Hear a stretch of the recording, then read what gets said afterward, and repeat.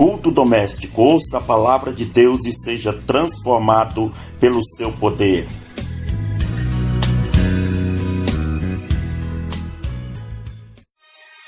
Bendito Deus, graças a Deus.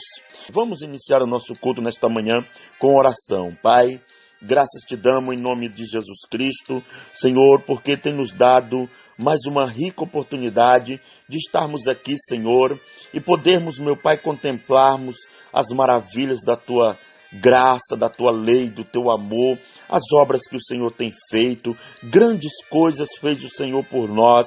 E por isso estamos alegres, Pai, pela Tua graça, estamos vivos. Queremos Te pedir, Senhor, que esteja nos conduzindo, que os nossos sonhos, nossos projetos, os nossos objetivos, Senhor, estejam diante de Ti. A nossa família, o nosso trabalho, o nosso ministério, Senhor, esteja diante de Ti e seja guiado por Ti, para a glória do Teu nome santo. Eu Te agradeço nesta manhã. Amém.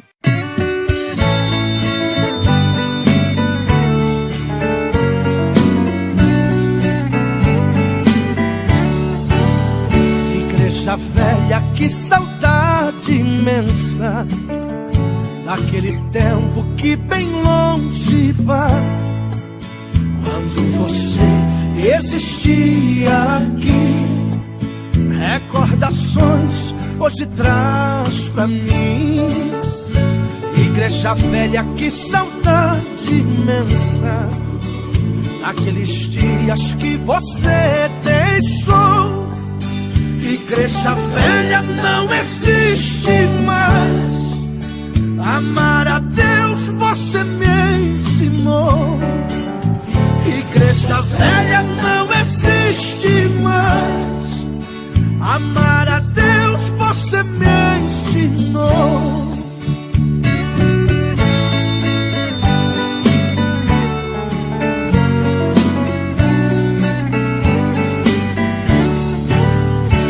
Igreja velha, quando eu me lembro do grande amor que você deixou. Passaram os anos e eu não esqueci. Recordações hoje traz pra mim. Igreja velha, não vou me esquecer que foi você que me ensinou a amar. Igreja velha, você não morreu. Dentro de mim você viva está. Igreja velha, você não morreu. Dentro de mim você viva está. Igreja velha, você não morreu. Dentro de mim você viva está.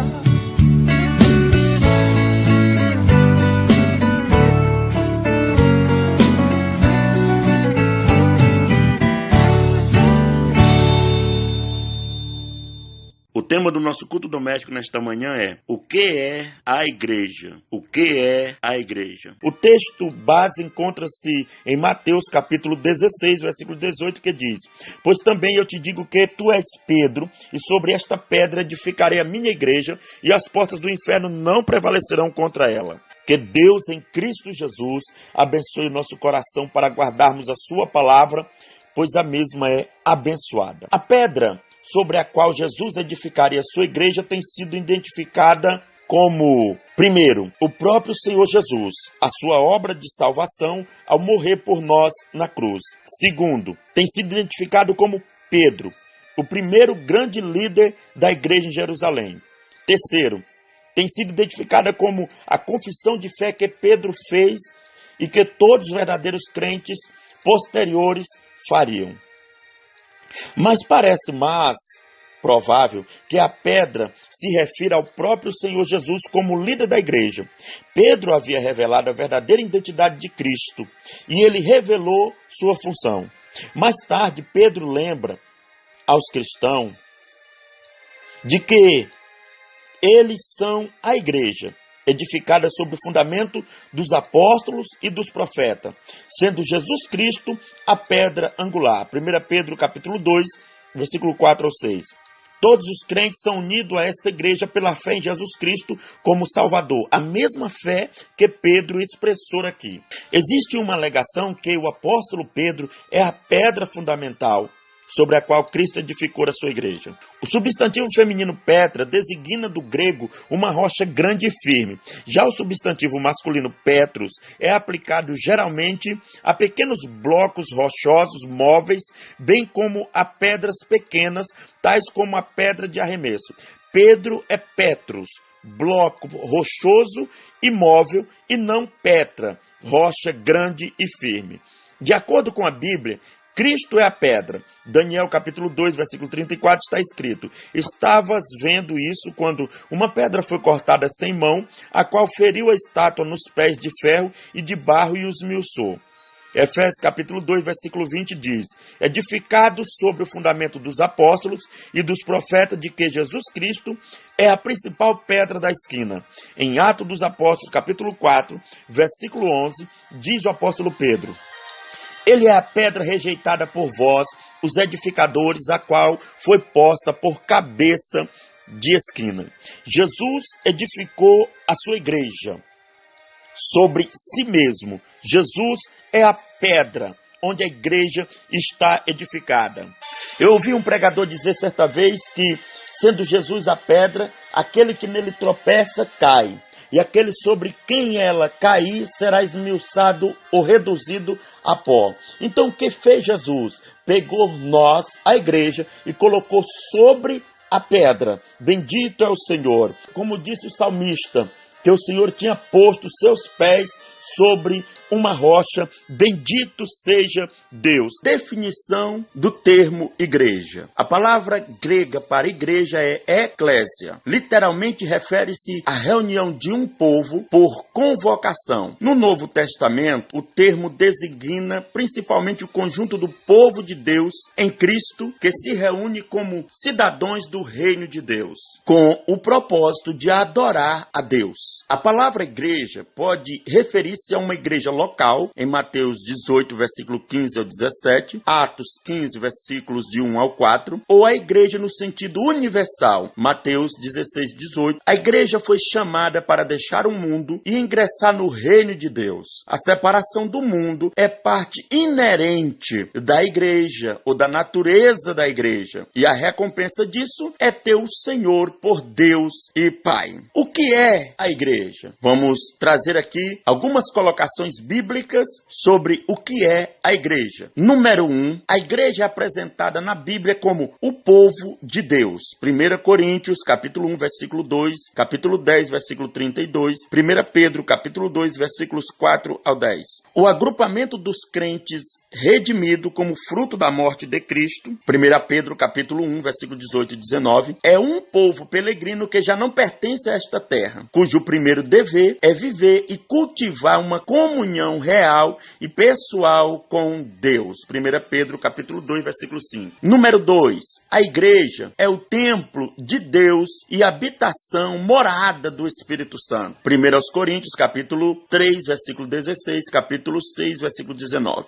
Este fato no tocante à igreja requer dela separação da iniquidade e da imoralidade. Número 3, a igreja é o corpo de Cristo. 1 Coríntios, capítulo 6, versículo 15, na parte A diz: Não sabeis vós que os vossos corpos são membros de Cristo? 1 Coríntios, capítulo 12, versículo 27 está escrito: Ora, vós sois o corpo de Cristo e seus membros em particular. Isto indica que não pode existir igreja verdadeira sem união vital dos seus membros com Cristo, que é a cabeça do corpo. Colossenses, capítulo 1, versículo 18, Efésios 1 e 22, capítulo 4, versículo 15 e ainda o capítulo 5 e versículo 23. Número 4, a igreja é a noiva de Cristo. 2 Coríntios, capítulo 11, versículo 2, Efésios, capítulo 5, versículos 23 ao 27 e Apocalipse, capítulo 19, versículos 7 ao 9. Este conceito nupcial enfatiza tanto a lealdade, devoção e fidelidade da igreja a Cristo, quanto o amor de Cristo à sua igreja e a sua comunhão com ela. Número 5, a igreja é uma comunhão, do grego koinonia, espiritual, 2 Coríntios, capítulo 13, versículo 14, Filipenses 2 e 1. Isto inclui a habitação nela do Espírito Santo, a unidade do Espírito Santo e o batismo com o Espírito Santo. Esta comunhão deve ser uma demonstração visível do mútuo amor e cuidado entre os irmãos. Número 6. A igreja é um ministério, do grego diaconia espiritual. Ela ministra por meio dos dons, charismata, ortogados pelo Espírito Santo. Número 7. A igreja é um exército enganjado num conflito espiritual, batalhando com a espada e o poder do Espírito Santo. Seu combate é espiritual contra Satanás e o pecado. O Espírito que está na igreja e a enche é qual guerreiro manejando a palavra viva de Deus, libertando as pessoas do domínio de Satanás e anulando todos os poderes das trevas. Número 8. A igreja é a coluna e o fundamento da verdade. 1 Timóteo, capítulo de número 3, versículo 15. Funcionando assim como o alicerce que sustenta uma construção. A igreja deve sustentar a verdade e conservá-la íntegra, defendendo-a contra os deturpadores e os falsos mestres. Filipenses 1,17, Judas, versículo 3. Número 9. A igreja é um povo possuidor de uma esperança futura. Esta esperança tem por centro a volta de Cristo para buscar o seu povo. Número 10. A igreja é tanto invisível como visível. A igreja invisível é o conjunto dos crentes verdadeiros unido por sua fé viva em Cristo. A igreja visível consiste de congregações locais composta de crentes vencedores e fiéis. No meio desta igreja também podem ser encontrados crentes professos, verdadeiros, como crentes falsos, caídos, Apocalipse 2 e 5, Apocalipse 2 e 2, espiritualmente mortos, Apocalipse 3 e 1, e também crentes mornos, Apocalipse 3 e 16. Então nós estamos vendo aí o que de fato é a igreja. São as pessoas que foram compradas, lavadas, redimidas e purificadas dos seus pecados através de Cristo Jesus.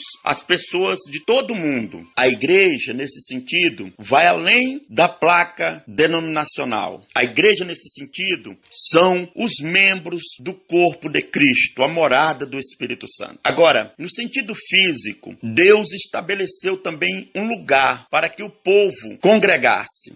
E nós já vemos que Deus escolheu um lugar para ser uma referência da sua presença, já desde o Antigo Testamento do tabernáculo, que foi levantado por Moisés, segundo as orientações divinas. Depois vem Salomão e levanta também um templo. E na época de Jesus também tinha um templo que fora levantado por Herodes. A igreja, que é o corpo de Cristo, precisa se reunir, que é a convocação de um povo.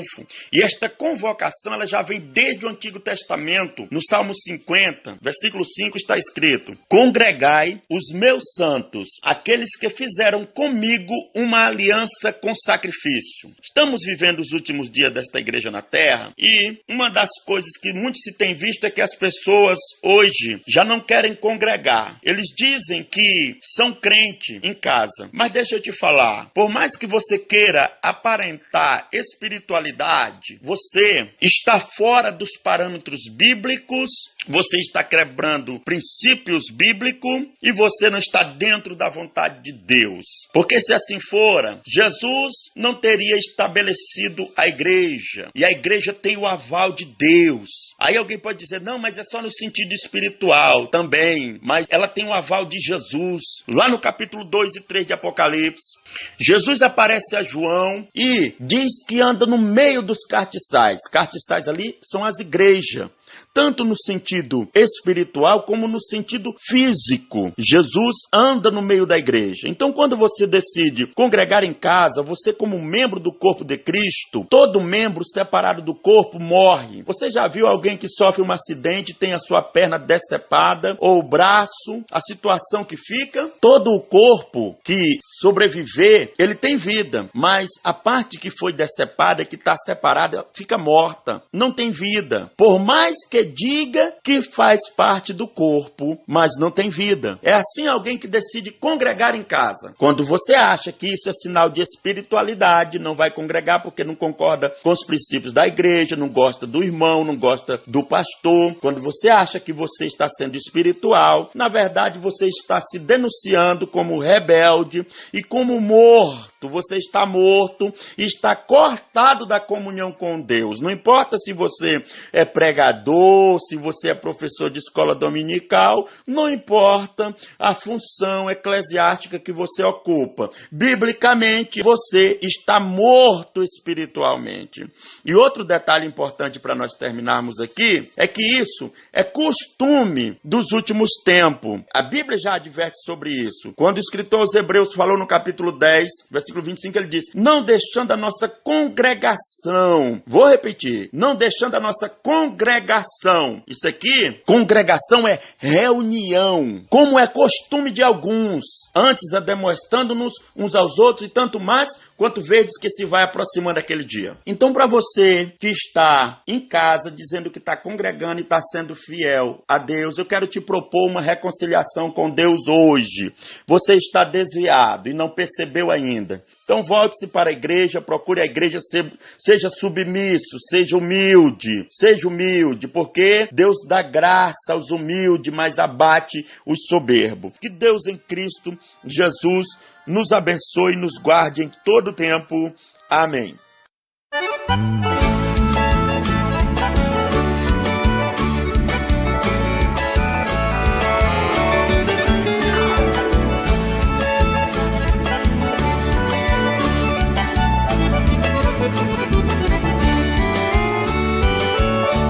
Igreja que glorifica o nome santo do Senhor. Eu sei que aqui na terra não é fácil o seu labor. O seu caminho tem pedras e espinhos, isso eu sei, mas você é conduzida pelo grande Rei dos Reis. Igreja, sua vitória está perto de chegar.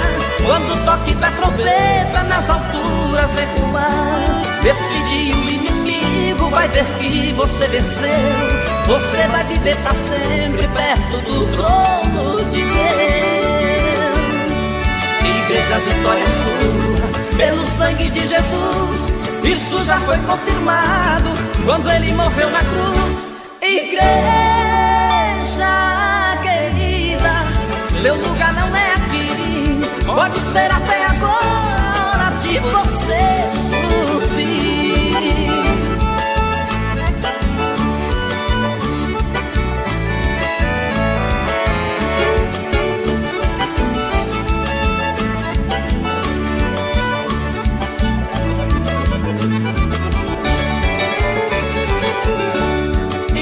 Você é luz que clareia a escuridão, é alívio imediato para quem vive em aflição. Eu sei que é no deserto sua luta, seu viver. Eu também sei que é no deserto que Deus cuida de você.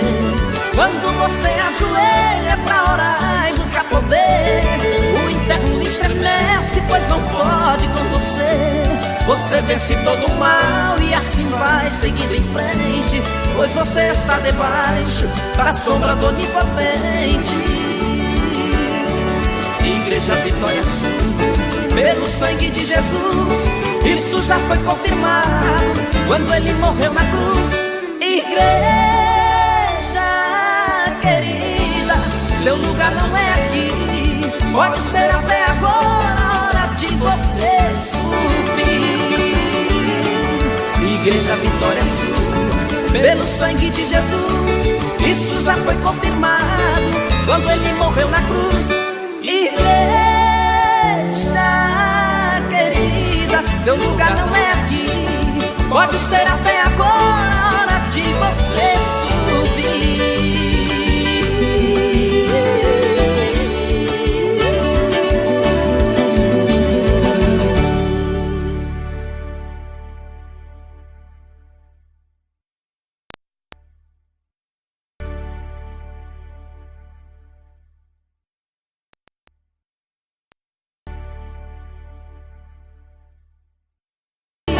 Pode ser até